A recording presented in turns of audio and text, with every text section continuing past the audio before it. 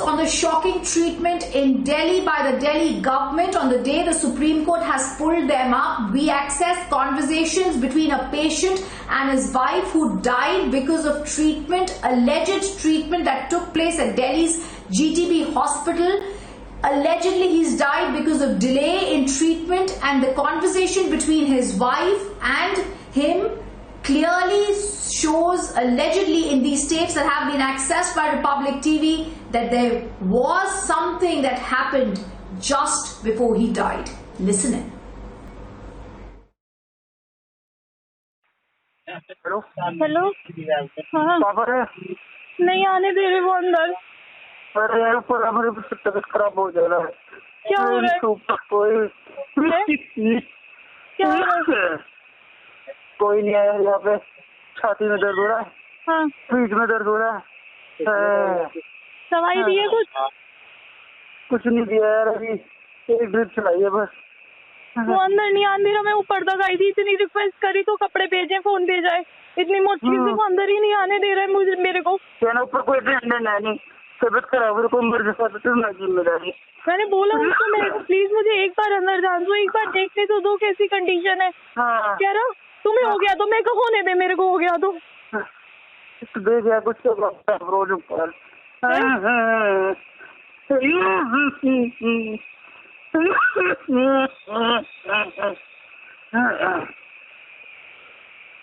हाँ यार ऊपर बोर्ड लगा कर नहीं आए, वो तो खा के जा रहे हो। कह रहे मेरे तो सीने में दर्द हो रहा है, कोई देख ही नहीं रहा है।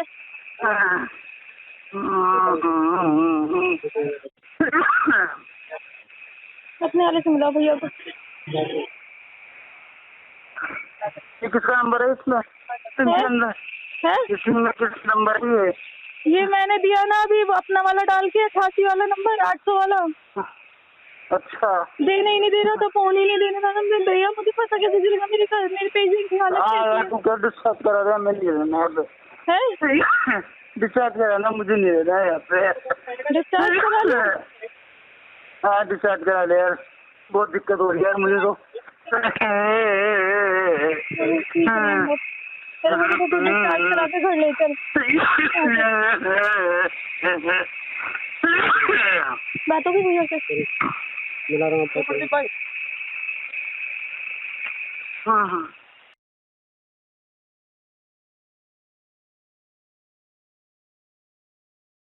हेलो हाँ जी कौन?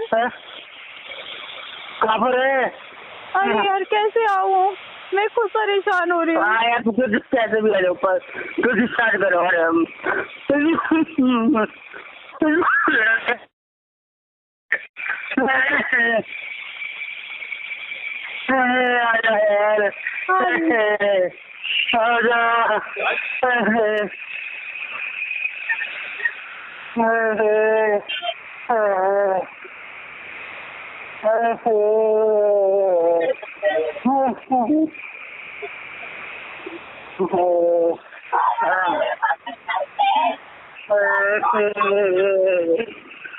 कैसे आऊँ यार, मुझे कुछ समझ आने नहीं दे रही है। वो ऊपर इतना तंग कर रखा है।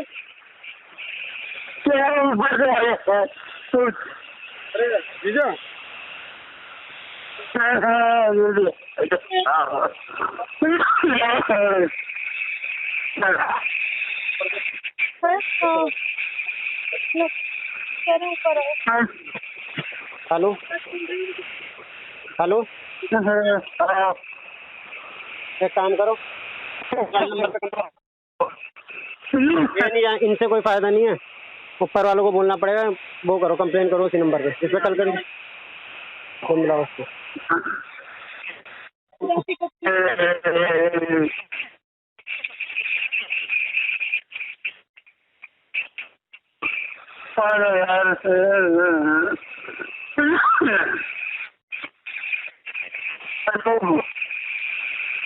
हेलो हेलो हाँ कोई है नहीं आसपास? कोई नहीं है।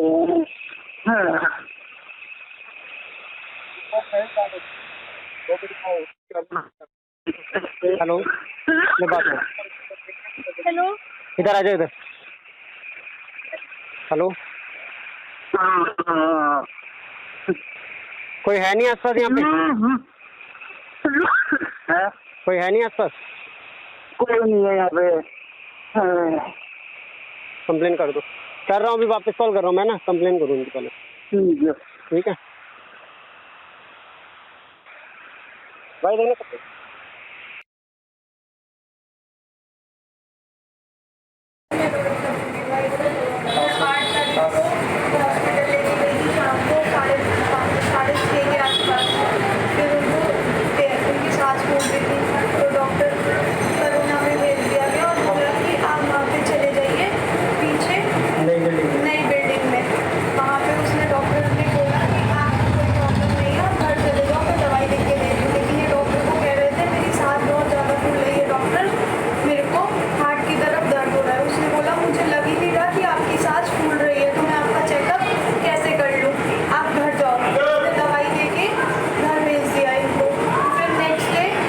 हम सुबह 6 बजे हम लोग वहाँ पहुँचे जीटीवी, और जीटीवी जाके उन्हें इमरजेंसी में दिखाया, तो उन्होंने चेकअप करा वहाँ पे, तो उन्होंने इतना कोई रिस्पांस नहीं दिया, और हमें डॉक्टर आपस में बातें कर रहे थे और हंस रहे थे कि इनको कुछ हार्ट की कुछ हो रहा है, तो मेरे पेशेंट को भी समझ में और हमने पूछा और उन्होंने हमें नहीं बताया, फिर भी पूछने पे कि ईसीजी की रिपोर्ट क्या है, हमें कुछ नहीं बताया, हमें किसी तरह का कोई कागज नहीं दिया वहाँ से। जब उन्हें उसके बाद उन्हें वहाँ से इमरजेंसी से निकाल के उन्हें आईसीयू के लिए हमें कहा कि आईसीयू में ऊपर 380 नंबर कमरे में शिफ्ट कर रहे हैं।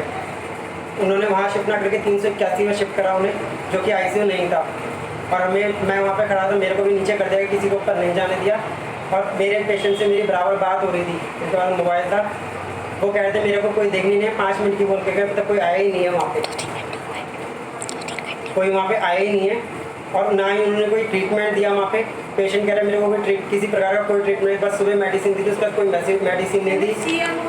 सीएमओ से बात करी, ग्लूकोज नहीं चढ़ा, सीएमओ से बात करी, ना ग्लूकोज चढ़ा, ना कोई मेडिसिन दी। पेशेंट मेरा तड़प के मार दिया इन्होंने, हॉस्पिटल वालों ने मेरा पेशेंट मार दिया, मेरे भाई को नहीं छोड़ा, और इन्होंने कोई पेपर नहीं दिया। शाम को मैं डॉक्टर के पास गया मोबाइल लेने, तो डॉक्टर ने मेरे से कहा कि आपके पेशेंट हार्ट फेल होने से शुगर बढ़ गई थी, इसलिए आपका पेशेंट मर गया। और उनसे कोरोना की रिपोर्ट पूछी गई, तो उन्होंने कोरोना के तो कोई टेस्ट हुआ है, जबकि कोरोना का टेस्ट हमारे सामने हुआ था।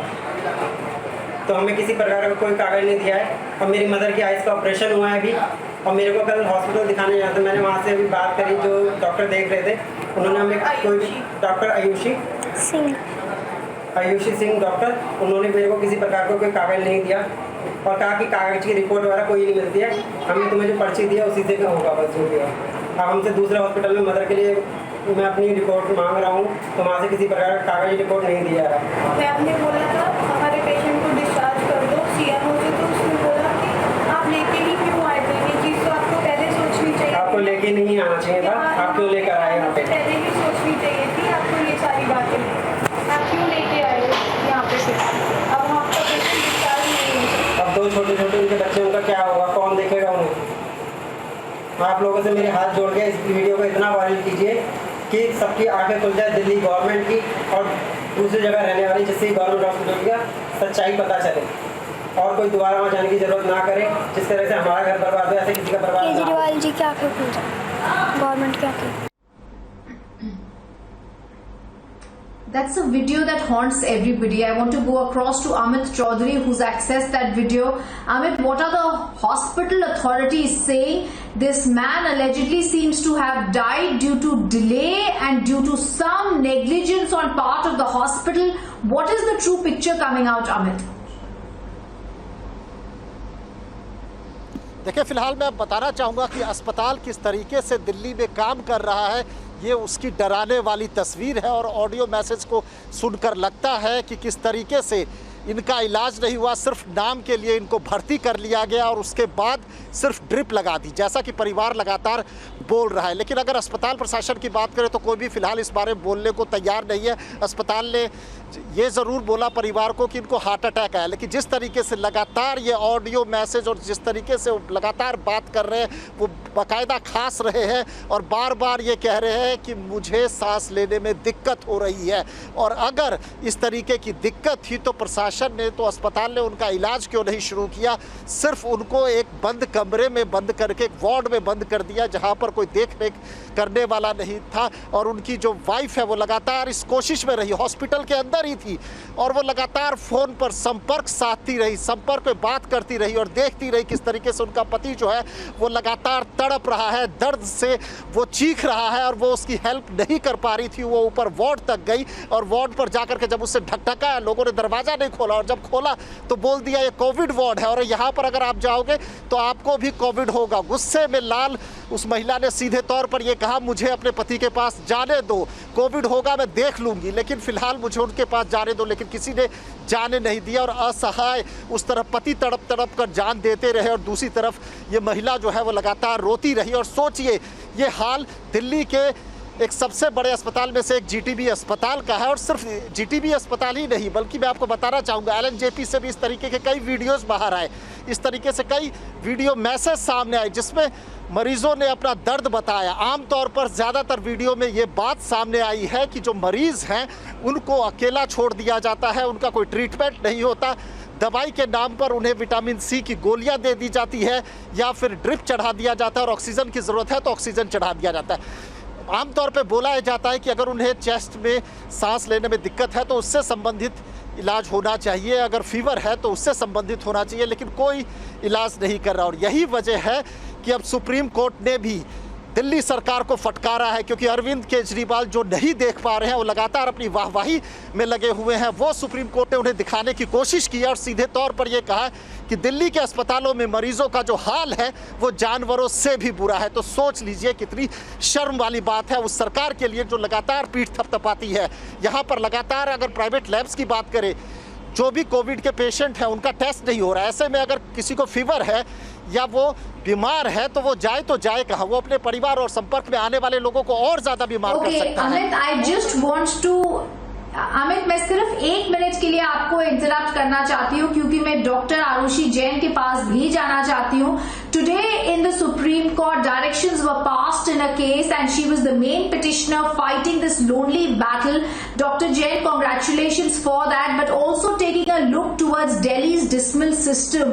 The video that we have accessed, the video that has been accessed by my colleague Amit Chaudhary clearly pinpoints how these people are being treated in the capital, that this person allegedly did not even get the proper treatment, Dr. Jain, and he lost his life. He's trying to get in touch with his wife, and in the phone conversation he had with her, he said, I haven't even been given any medicine. How do you think a course correction can be done here? Hi. So,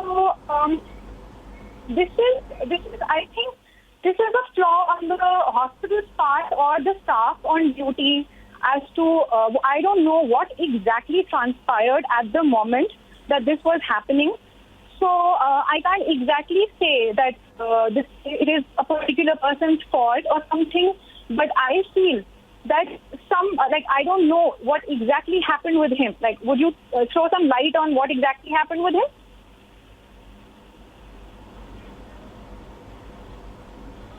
Hello?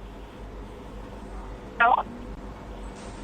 Yes, Dr. Jain, however, the video clearly shows that in the video there was a negligence allegedly that was there that led at this point of time to proper treatment not having been given to the COVID-19 patient, and then subsequently he lost his life. And what is the proper treatment that you're talking about here?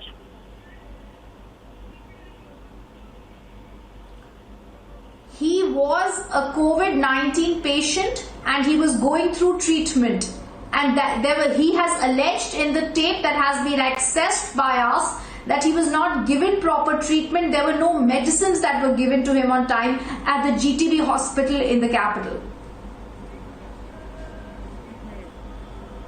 So, I would like to say that there was some flaw in the administration part over here as to why they were not able to manage the situation in that moment.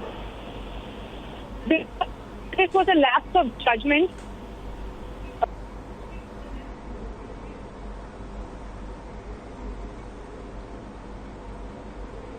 Yes, absolutely. Like Dr. Jain is saying, and like Amit's video tape that has been accessed by him, viewers shows there seems to have been some lapse of judgment, but also more, I think there is negligence that needs to be taken a look at. It's not enough to say that there needs to be a probe, but at a time when Delhi's government needs to take a hold of what's happening in Delhi's hospitals, it's time the government got its act together. We'll be back after a short break with top focus on such stories. Stay on with us.